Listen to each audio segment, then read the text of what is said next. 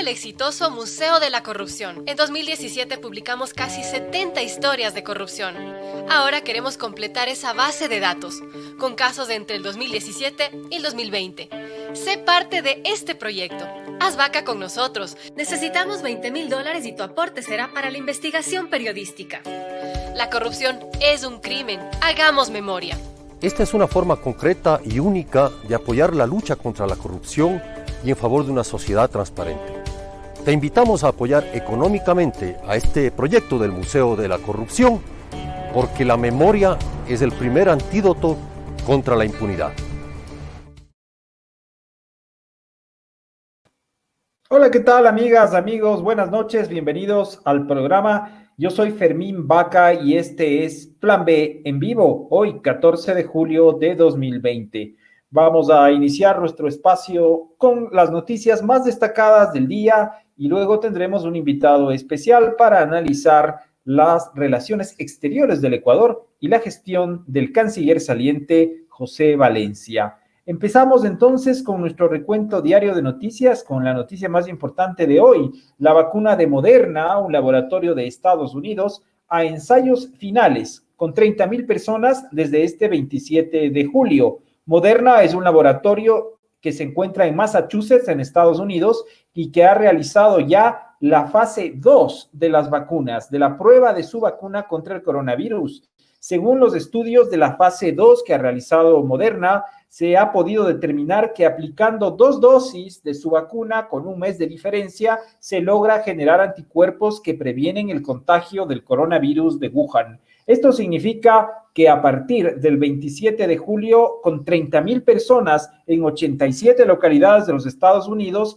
Moderna va a iniciar la prueba definitiva de su vacuna. Si la vacuna da resultado en esta muestra ya más amplia de 30,000 personas, Moderna, en asociación con una farmacéutica suiza, aspira a poder producir entre 500,000 y 1,000 millones de dosis al año en los próximos años. Por lo menos se podrían producir 1,000 millones de dosis. Esa es la propuesta de Moderna si es que la vacuna da resultado efectivamente. A partir del 27 de julio y durante los próximos 6 meses se realizarán estos estudios con 30,000 personas en los Estados Unidos que podrían conducir a que esta vacuna preparada en ese país pueda ser efectiva. Como les decimos, reiteramos, esta vacuna se aplicaría en 2 dosis con un mes de diferencia y se cree que tiene el efecto de generar suficientes anticuerpos para prevenir el contagio del coronavirus. Y entre tanto, en nuestro país, el alcalde Jorge Yunda ha defendido las pruebas que está tomando su administración. Recordemos que el municipio de Quito adquirió cerca de 100,000 pruebas moleculares que se procesan con una técnica de laboratorio llamada LAMP.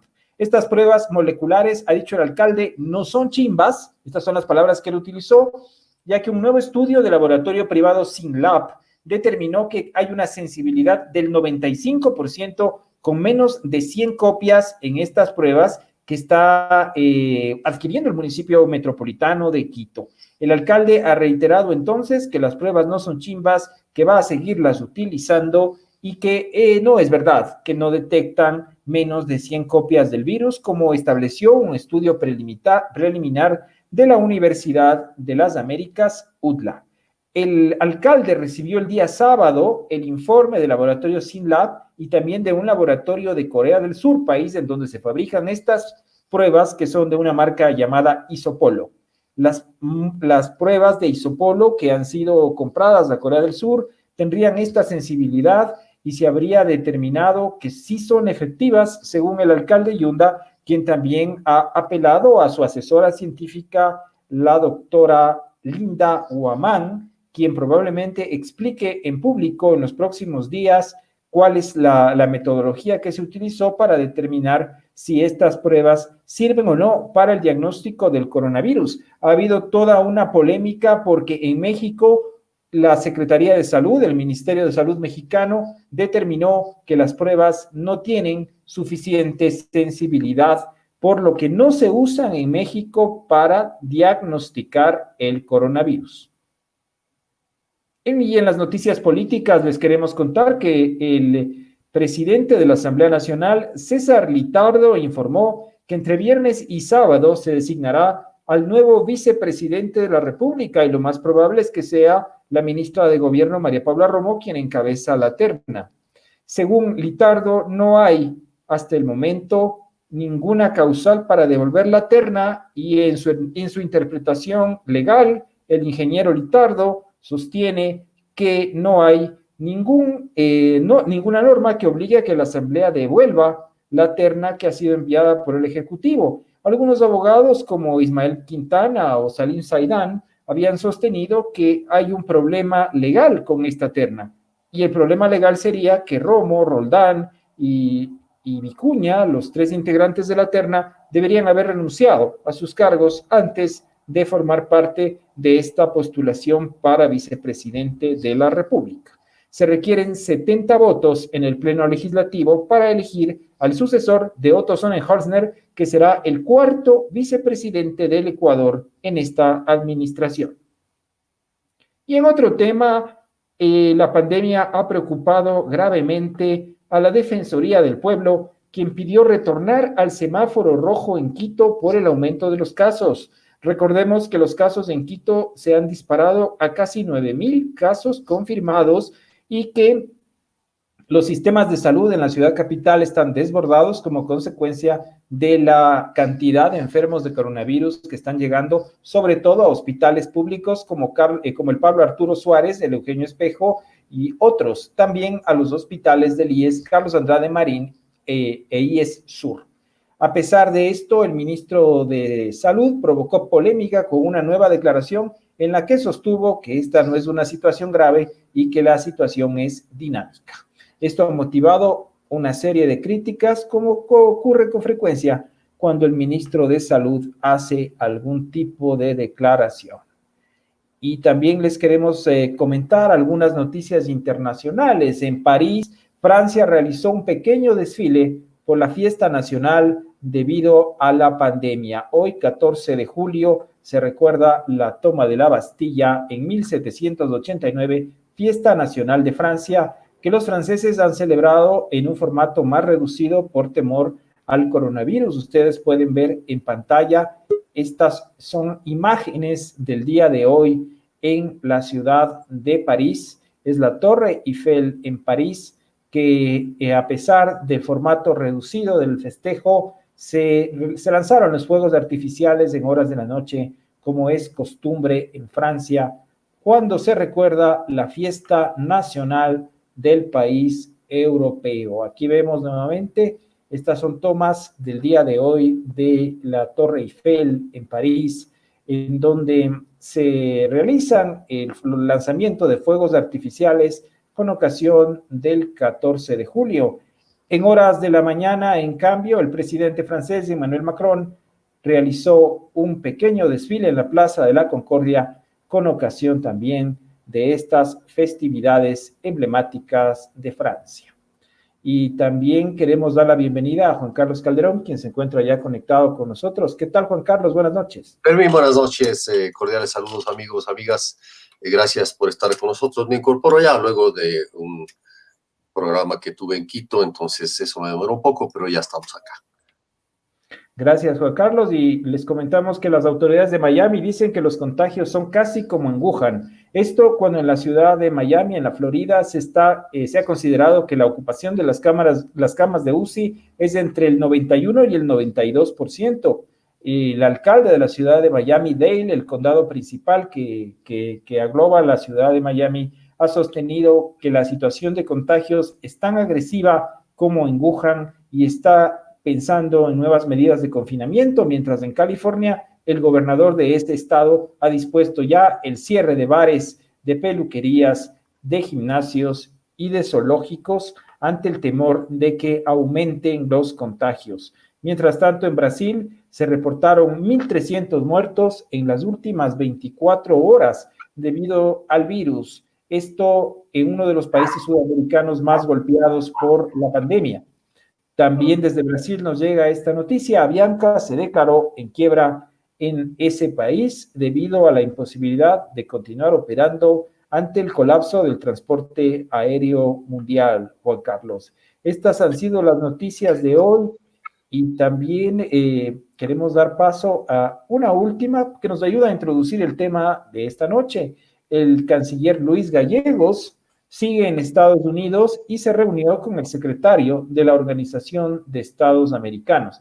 Recordemos que el canciller Gallegos era, antes de aceptar el Ministerio de Relaciones Exteriores, la jefatura de la diplomacia ecuatoriana, era jefe de la misión del Ecuador ante la Organización de las Naciones Unidas. Él continúa en los Estados Unidos, mantuvo una reunión en Washington con el secretario de la Organización de los Estados Americanos y aún no tiene fecha para retornar al país. Según informó la Cancillería, el embajador Gallegos está ultimando su mudanza desde Nueva York, en donde reside.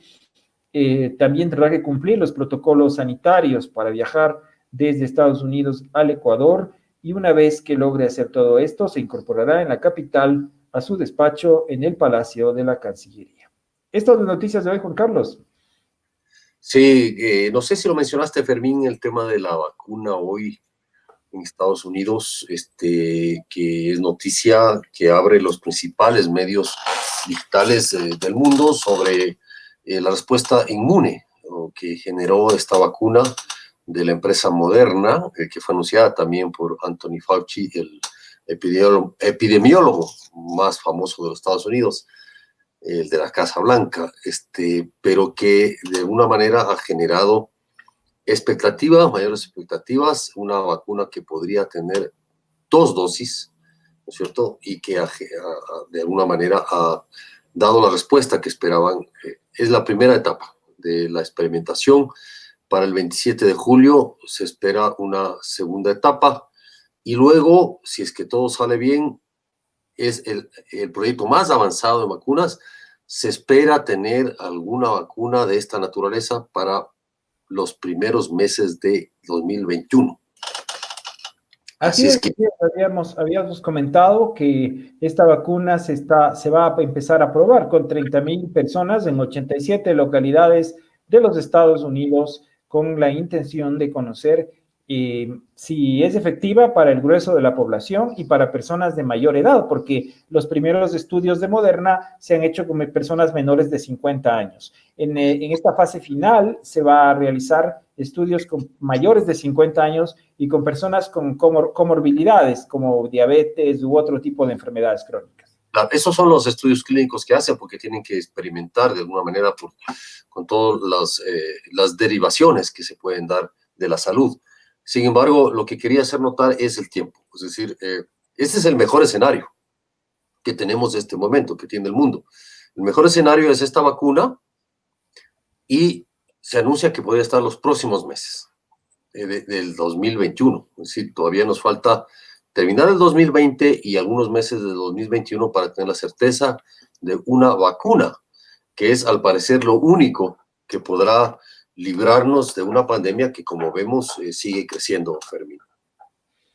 Así es, efectivamente, esto pues es la situación de la vacuna de Moderna. Ellos, como habíamos señalado, tienen la perspectiva de poder hacer hasta 1,000 millones de dosis en un año. Esa sería la producción, pero muy probablemente los principales países o los países desarrollados sean los primeros en comprar una vacuna efectiva, y no sabremos en qué turno nos toque ni qué tipo de vacunas lleguen al Ecuador.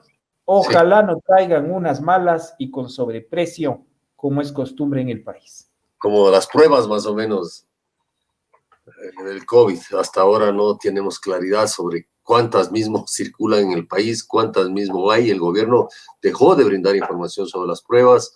Las pruebas de la alcaldía de Quito se estancaron en las 100,000 que han sido al menos cuestionadas, porque hoy el alcalde dijo que las pruebas no son chimbas, tienen sensibilidad del 95% con menos de 100 copias, como lo mencionan ahí.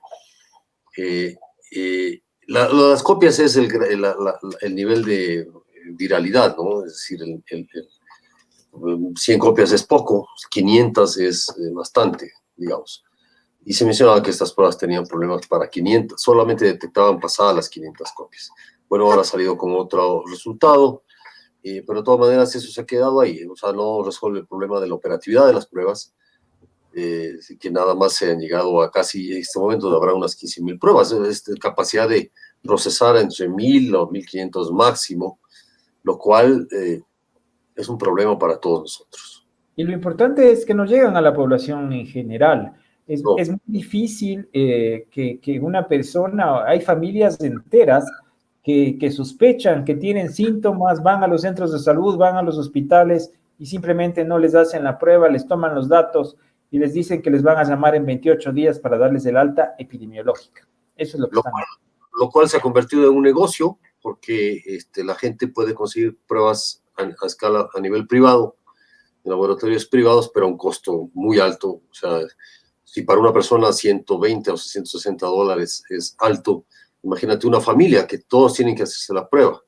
Entonces ya 4 miembros ya es un sueldo. O sea, entonces eso es grave porque, como veníamos insistiendo en los casos de personas que han tenido que acudir obligatoriamente al servicio privado de salud por la ineficacia, la incompetencia, la saturación del servicio público, lo mismo ocurre con las pruebas. Es decir, si en este momento uno tiene síntomas o algo y no puede ejercer su derecho, como dice la Constitución, a una salud pública efectiva y oportuna. No la puede ejercerse. Tiene que pagar para eso. Y eso es el problema grave que estamos viviendo. En realidad, no puede ejercer su derecho a una atención de salud pública en el caso de la pandemia, menos por las pruebas, ni peor aún las medicinas que se tendrían que tomar. Tenemos que pagarlo de nuestro bolsillo. Eso es una violación, digámoslo claramente, absoluta de los derechos constitucionales y de los derechos a la salud de todos los ecuatorianos. Lo curioso es que los voceros del gobierno dicen que no pasa nada grave, ¿no? Eso es verdaderamente singular. Todo está controlado. En Miami estamos viendo cómo con el 92% de ocupación han empezado inmediatamente a actuar las autoridades. Y acá el ministro ha reconocido que no solo que están ocupadas todas las camas, sino que hay 80 personas esperando un turno. Es decir, y ahí seguimos en las mismas condiciones. Bueno, antes de dar paso a nuestro entrevistado de hoy, queremos, como de costumbre, recordarles nuestras campañas de apoyo y de colaboración ciudadana. Ustedes pueden adquirir el libro Diario de Cuarentena, un libro de Carlos Arcos, que recoge sus impresiones entre marzo y mayo de 2020. Apoyen al periodismo independiente, adquiera este libro en formato digital. La donación sugerida es de apenas $5. Usted puede realizar un depósito o una transferencia a la cuenta que ponemos en este momento en pantalla. Es la cuenta 0029207046 del Banco Guayaquil a nombre de New Link Comunicación Estratégica. Escríbanos a nuestro correo electrónico planb.com.e@gmail.com y a vuelta de correo recibirá este libro de Carlos Arcos Cabrera, el Diario de Cuarentena. También es posible colaborar con este portal a través de la pauta publicitaria. Tenemos atractivos paquetes y nuevos productos para su empresa. Comuníquese a los teléfonos en pantalla o puede descargar nuestro Media Kit desde el apartado Anuncie con nosotros en nuestra página principal, en nuestro home. Y bueno, estamos listos ya para dar la bienvenida a Daniel Crespo. Él es catedrático de Relaciones Internacionales de la Universidad de los Hemisferios. Y caramba, traga años, Daniel Crespo, lo veo muy joven. Y eso que es un poquito más joven que yo. ¿Qué tal, Daniel? ¿Cómo estás? Muy buenas noches, Fermín. Muy buenas noches, Juan Carlos. Muchas gracias. Buenas noches, Daniel. Bienvenido. Bueno, con Daniel queríamos analizar y hacer un balance de cuál ha sido la gestión del canciller saliente, José Valencia. Y Daniel es un analista de temas internacionales y ha seguido de cerca la política exterior del Ecuador. ¿Cómo has visto, Daniel, el desempeño del embajador José Valencia, que ahora ha renunciado a la Cancillería después de algún tiempo al frente del Palacio de Najas? Bueno, yo diría que la finalización, digamos, pues del periodo de José Valencia deja algunas reflexiones, ¿no? Primero tendríamos que poner en contexto cómo él llega. Tomemos en cuenta que el gobierno de Lenín Moreno, pues obviamente heredero en un primer momento del legado correísta, mantuvo la misma línea de política exterior que se venía manejando. No nos olvidemos que la canciller Espinosa no solamente fue canciller del presidente Moreno, sino que también lo fue en su momento del presidente Correa. Y a medida que se fue dando este viraje, que especialmente, que fue muy rápido, diríamos, ¿no? Hacia una postura independiente de Rafael Correa y de lo que habían sido sus lineamientos, y lineamientos que también valdría la pena decir que fueron muy firmes en un principio, ¿no? Recordemos que le dejó hasta un manual de cómo debía manejarse en todos los ámbitos de su vida política al presidente Moreno. Comienza a generarse la necesidad, pues, también de cambiar de figuras.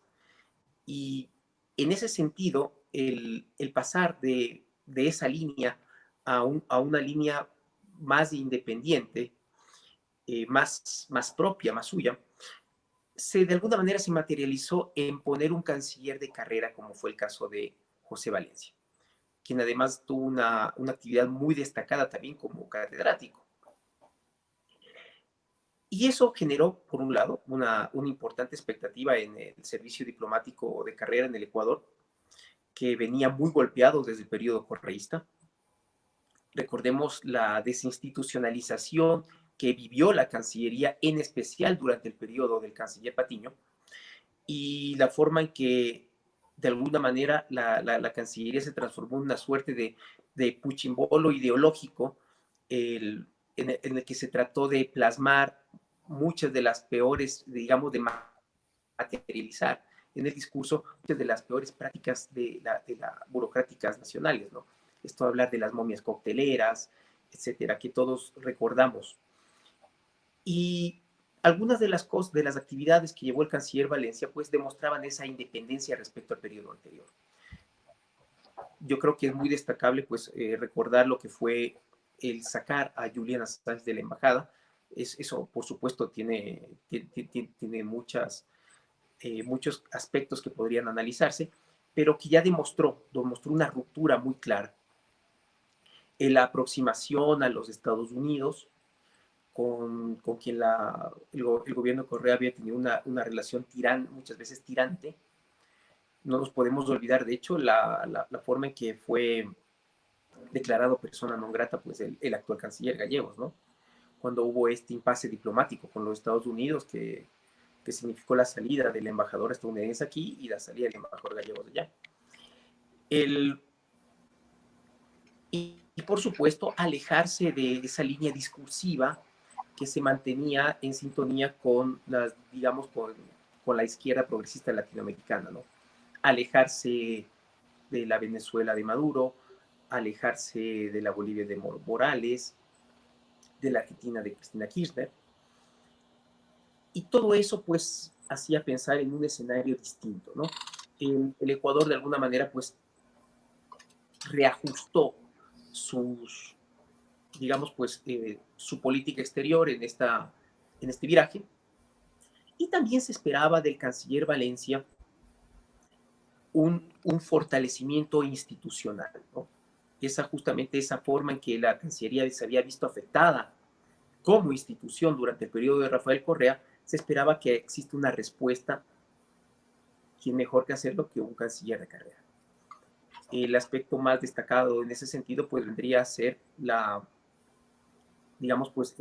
reestructuración de la Academia Diplomática y que vuelva a ser parte, ¿no es cierto?, vuelva a estar adscrita a Cancillería. Recordemos que también durante el periodo de Rafael Correa la Cancillería perdió esa potestad y la formación de los terceros secretarios pasó al IAEN, al Instituto de Altos Estudios Nacionales. Y todo esto, pues, presentaba un escenario diferente. En términos de la política exterior ecuatoriana, pues, yo creo que el camino que ha tomado el Ecuador tiene un viraje evidente.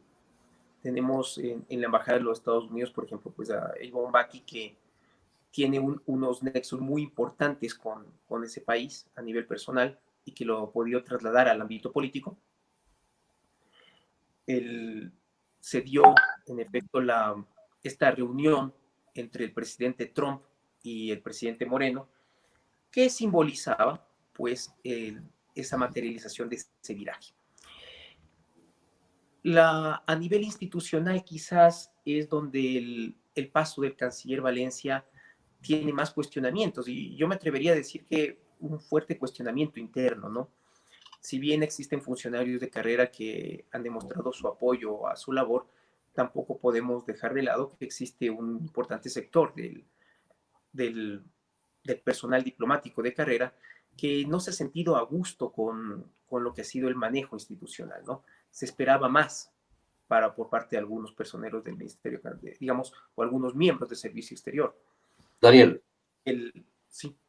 Daniel, ¿qué es lo que se esperaba más? En realidad, al final, al parecer vos dices, hubo un cambio, efectivamente, la diplomacia se movió rápidamente en varios escenarios distintos. Reconstruir la relación con Estados Unidos no es un tema fácil. No sé cómo miras tú la relación con China y cómo el gobierno derivó hacia eh, teníamos una alianza estratégica, entre comillas, con China en el gobierno de Correa y a inicios del gobierno de Moreno, no sé cómo derivó eso, pero también qué tipo de beneficios habrá obtenido este cambio, este viraje para el país. Pero antes de eso, Daniel, ¿qué es lo que al final termina agotando políticamente la gestión de José Valencia? Bueno, la relación con China yo no la vería demasiado, que yo no vería demasiado cambio en ello. Tomemos en cuenta que nuestra relación comercial sigue siendo muy importante para la agenda exterior ecuatoriana. El, el sistema de endeudamiento que mantenemos con China, los préstamos, etcétera, se mantienen.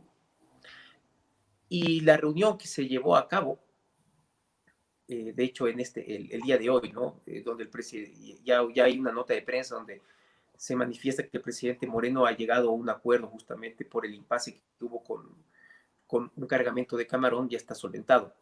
Entonces, el mantener una relación estrecha con China no es algo de lo que el Ecuador pueda deslindarse con facilidad. Y más bien lo que sería importante es profundizarle de manera que también implique un ganar-ganar. No nos olvidemos todos los cuestionamientos que ha habido sobre las obras de infraestructura que han sido financiadas por el gobierno chino y que obviamente han llevado de la mano la presencia pues de técnicos chinos, de maquinaria, de la compra de maquinaria china, etcétera, ¿no?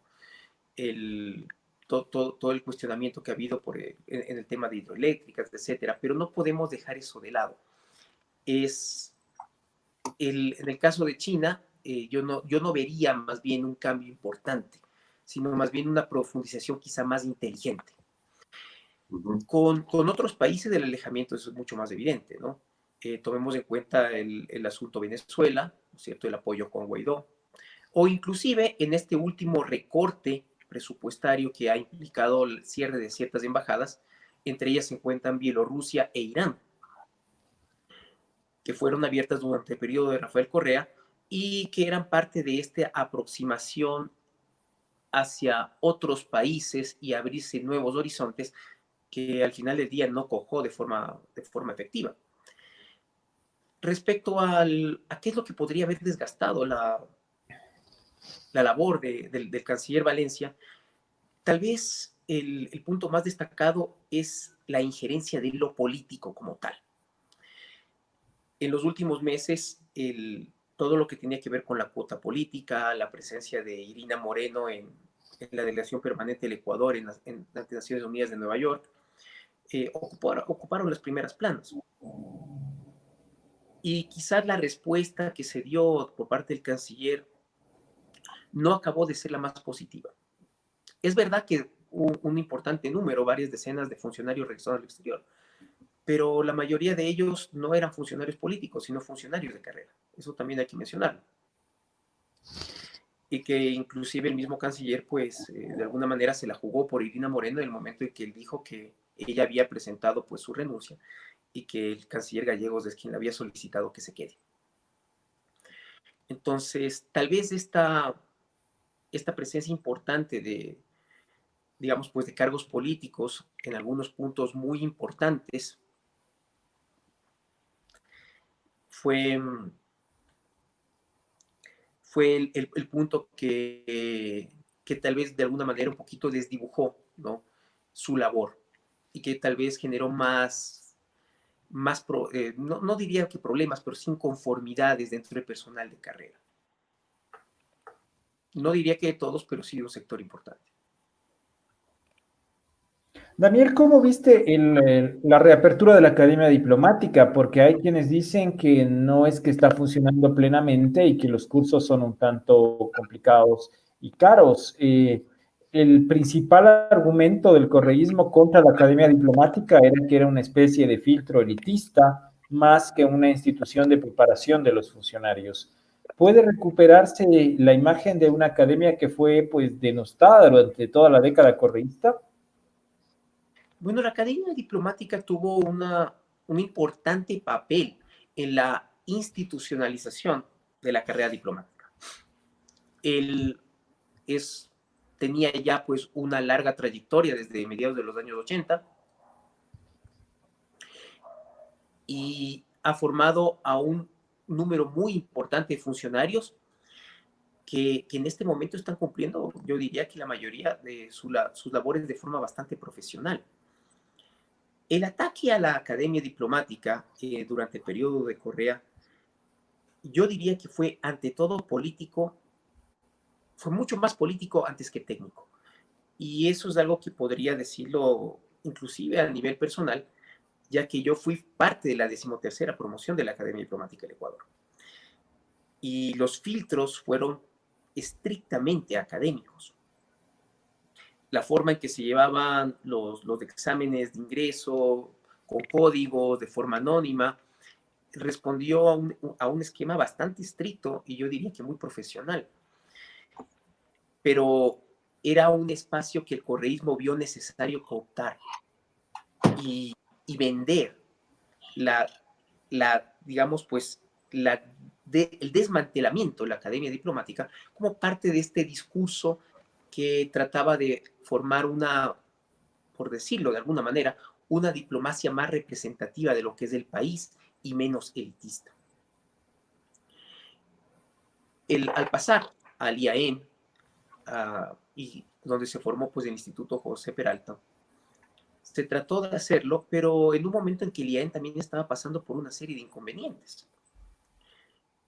Hubo cambios en la jerarquía del IAEM constantes, pues tal vez no dieron los mejores frutos en ese momento para que este proyecto pueda cuajar de la forma más adecuada. Recuperar la Academia Diplomática creo que es algo, en primera instancia, simbólicamente muy importante, porque es repotenciar a la Cancillería como tal. Y el proceso que se estaba llevando antes de que la pandemia pues, nos enclaustre a todos en nuestras casas, se estaba llevando también de forma adecuada, creo yo, por lo que pude yo observar, constatar de forma incluso personal. El esperar que la academia, pues, obviamente retome el curso adecuado, digamos, al 100%, es un proceso que tiene que tomar su tiempo todavía.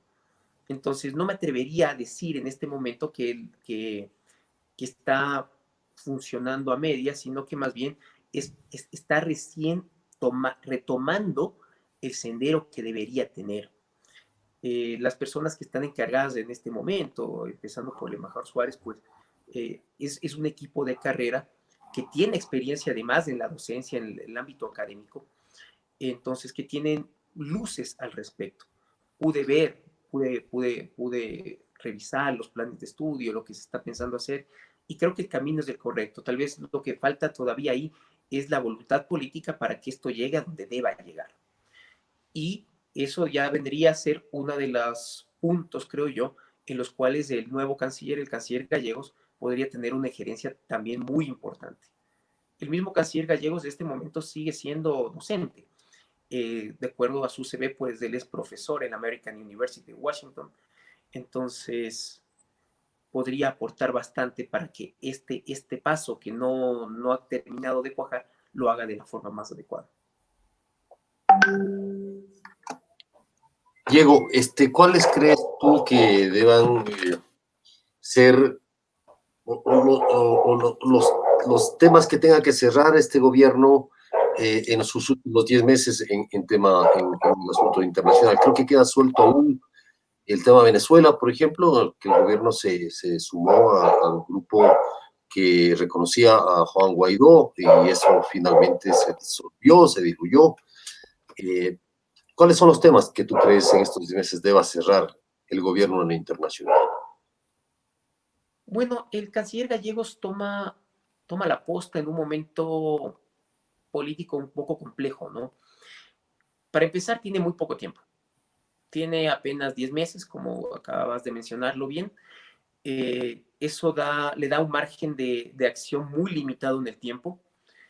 Es de alguna manera una suerte de canciller de transición, lo que no creo que daría tiempo para plantear nuevas líneas, sino más bien fortalecer la presencia del Ecuador en algunos ejes que ya están trazados, tanto a nivel de política como a nivel institucional. El Grupo de Lima, del cual el Ecuador forma parte, en los últimos meses ha ido perdiendo importancia. Cuando recién se estructuró el Grupo de Lima, pues realmente era algo que lo veíamos todos los días en las noticias. La misma posición de Juan Guaidó se ha visto debilitada. No nos olvidemos de estas declaraciones que salieron recientemente a la luz en este libro que sacó este ex asesor de seguridad de la Casa Blanca, donde se menciona que el mismo Trump tenía reticencias a aceptar a Guaidó. Y el gobierno de los Estados Unidos también ha bajado un poco el tono, ¿no? Y al bajarlo, de alguna manera hace que el tono general baje. Quizás lo más destacado en el apoyo a Guaidó a nivel internacional en la última semana y media sería la negativa de un juez británico a que el oro que está almacenado pues, en la Gran Bretaña pues, pueda ser expuesto por el gobierno venezolano, ya que quien estaría encargado de ello sería Juan Guaidó. Pero es muy poco realmente lo que se ha ganado en los últimos meses en el contexto del Grupo de Lima. Yo creería que lo importante aquí sería fortalecer esa relación con el gobierno de los Estados Unidos, que también no nos olvidemos que en los Estados Unidos estamos de cara a un proceso electoral. Entonces, tal vez mantener esa misma línea, fortalecer lo que se pueda fortalecer. Es interesante lo que se ha logrado en términos de política comercial, aunque eso en estricto sentido no le corresponde a la Cancillería.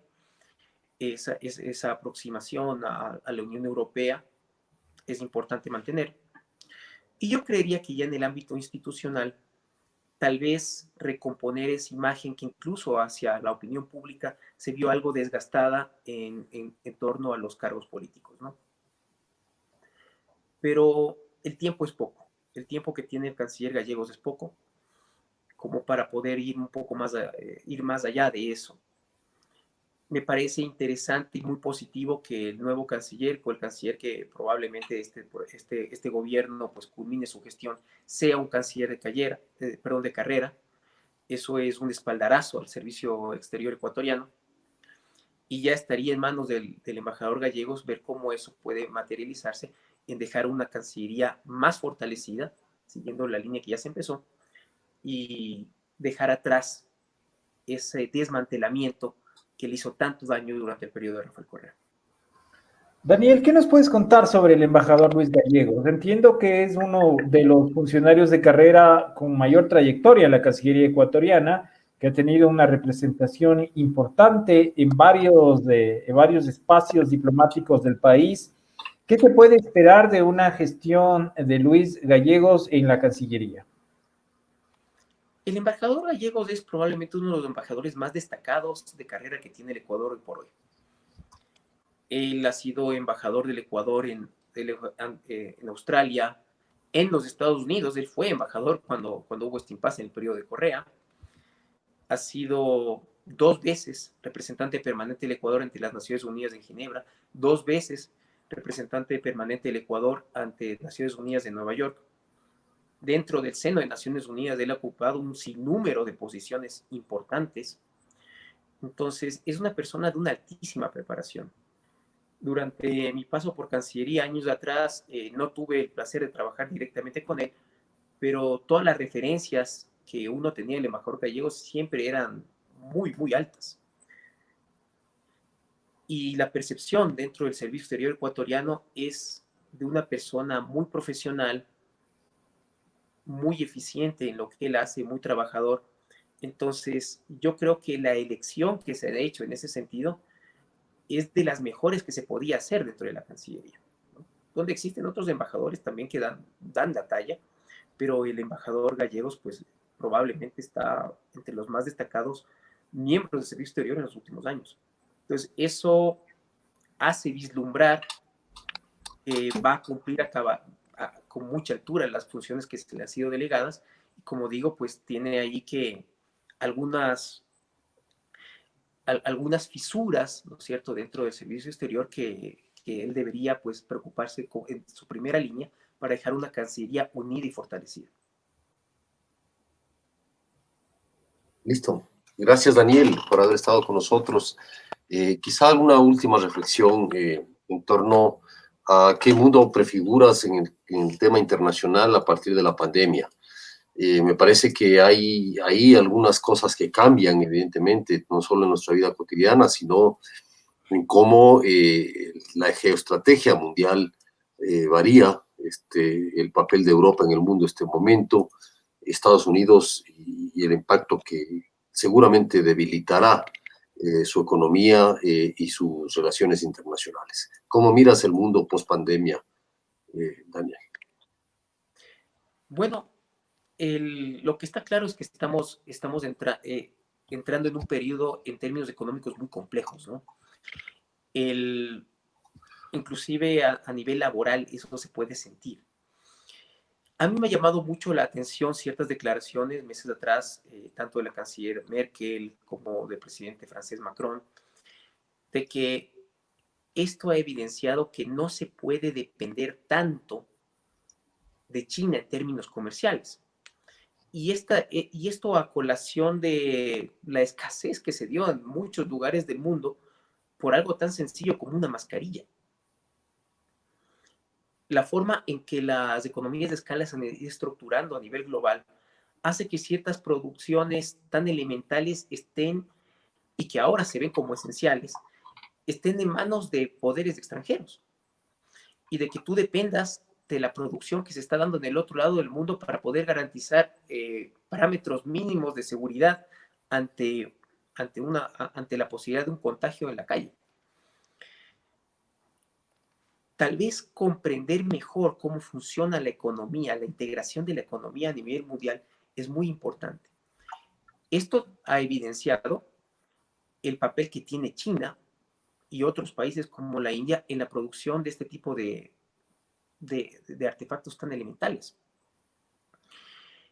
También ha evidenciado que en términos políticos, cualquier posibilidad de solicitar, por ejemplo, esto que tanto se ha hablado, no es mi campo, pero lo menciono, de plantear demandas internacionales a la China, cómo poderlo hacer en un esquema geopolítico donde la China es la segunda economía mundial detrás de los Estados Unidos y es la principal potencia comercial ya en el mundo. ¿Cómo podemos reaccionar? ¿Cómo podemos solicitar, por ejemplo, medidas al gobierno chino, como puede ser una investigación más rigurosa, solicitar medidas a la OMS, de lo que se ha hablado tanto, ¿no? De si sabían o no sabían, cuando China es el principal socio comercial de América Latina como un todo y de algunos países latinoamericanos como Brasil. Entonces, eso también nos permite ver que tal vez es necesario diversificar la forma en la que nos estamos relacionando en el mundo, que tal vez no podemos depender tanto de ciertos países. Hace algunos lustros se hablaba de que teníamos que romper esa dependencia de los Estados Unidos. Y quizás estamos cayendo en una dependencia semejante respecto a China. La necesidad de diversificar nuestros lazos, de manera que en el momento en que volvamos a afrontar esta situación, no dependamos de uno o dos proveedores, o no podamos encontrar nuestras alianzas políticas en un puñado muy limitado de aliados. Para Europa esto es importante, ahora que se acaba de mencionar, porque también no nos podemos olvidar que Europa tiene un papel importante en este megaproyecto que es la nueva ruta de la seda, que busca conectar a China de forma mucho más potente con el corazón de Europa, ¿no? Tanto por vía terrestre como por vía marítima, pues en una ruta donde destaca esto que se denomina el collar de perlas chino, una serie de puertos estratégicos en Myanmar, en Sri Lanka, en Pakistán, que pasan por Eritrea, utilizan el canal de Suez y desembocan en Europa. En el caso de los Estados Unidos, esto es más complejo porque no podemos dejar de lado lo que es la guerra comercial que se ha desatado con China y donde el papel polémico de Huawei es central, pero no es lo único. Entonces, ¿cómo saldremos de esta pandemia? Todavía es una tarea un poco pendiente, pero sí es muy interesante ver cómo va a reaccionar Europa y cómo va a reaccionar los Estados Unidos hasta fines del año, porque de alguna manera nos van a dar la nota cantante del resto de países del mundo. Correcto. Bueno, muchísimas gracias. Ha sido Daniel Crespo, catedrático de Relaciones Internacionales de la Universidad de los Hemisferios, con quien hemos analizado la política exterior ecuatoriana y las perspectivas del nuevo canciller Luis Gallegos, quien, como les comentábamos al principio del programa, continúa en los Estados Unidos y se espera que retorne al país en los próximos días, luego de que pueda cumplir con los requisitos sanitarios y también con su mudanza personal. Gracias, Daniel, por estar con nosotros. Muchas gracias, Fermín. Muchas gracias, Juan Carlos. Gracias a ti, Dani. Gracias por estar con nosotros. Bueno, y este ha sido el programa esta noche, Juan Carlos. Les invitamos mañana, como siempre, a partir de las 19:30, a continuar analizando temas de coyuntura, de actualidad y también algunos de los reportajes que publicamos en nuestro portal en www.planb.com.ec. Así es, gracias, Fermín. Gracias a ustedes por su atención. Hemos pasado revista a un tema que se habla poco en medio de la pandemia, la corrupción, etcétera, pero que tiene que ver con un cambio de canciller en el Ecuador, que no es cualquier cosa, no son palabras menores, y hacia dónde podremos ir en las políticas internacionales en el mediano plazo, hasta el fin del gobierno, algo que impacta una cancillería fuerte, una cancillería profesional, permite precisamente que temas como el de las exportaciones y otro tipo de relaciones internacionales con países importantes y también con nuestros vecinos tengan siempre un buen puerto. Eso es todo, Fermín. Muchas gracias. Buenas noches. Vuelve el exitoso Museo de la Corrupción. En 2017 publicamos casi 70 historias de corrupción. Ahora queremos completar esa base de datos, con casos de entre el 2017 y el 2020. Sé parte de este proyecto. Haz vaca con nosotros. Necesitamos $20,000 y tu aporte será para la investigación periodística. La corrupción es un crimen. Hagamos memoria. Esta es una forma concreta y única de apoyar la lucha contra la corrupción y en favor de una sociedad transparente. Te invitamos a apoyar económicamente a este proyecto del Museo de la Corrupción, porque la memoria es el primer antídoto contra la impunidad.